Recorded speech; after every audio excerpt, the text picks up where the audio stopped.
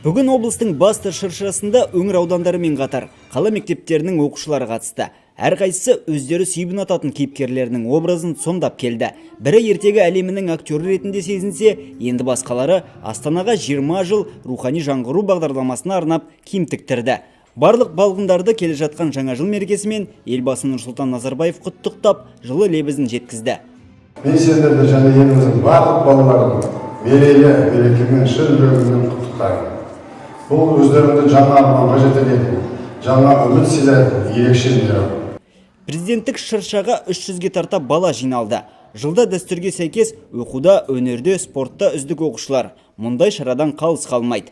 Өңір балаларын облыс әкімі Құмар Ақсақалов құттықтады. 2019 жылы осындай жоғары жетістіктеріңіз мол болатын болсын. Ол үшін біз мемлекет тарапынан барлығын жасайтын боламыз.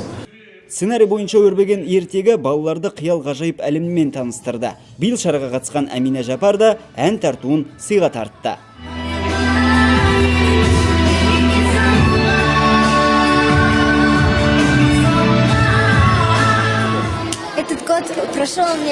Осы жыл мен үшін табысты болды. Байқауда жеңімпаз атандым. Шыршада самға деген әнді орындадым. Ол жігерлі, рух беретін өлең.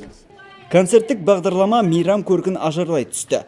Шара соңында үздік костюмдер байқауында жеңімпаздар анықталып марапатталды. Костюмді дайындауға бір ай уақыт кетті. Ұстаздарыммен бірге осындай робот жасадым. Сандық Қазақстан бүгінде өзекті бағдарлама. Сондықтан мұндай тақырыпта костюмді әзірлеуге шешім шығардым. Бас жүлдеге ие болдым. Менің киімімді жоғары бағалаған облыс басшылығына алғысым шексіз. Президенттік шыршада балалар Аяз ата және Ақшақармен бірге түрлі ойындарға қатысып, жаңа жылдық әндерді шырқады.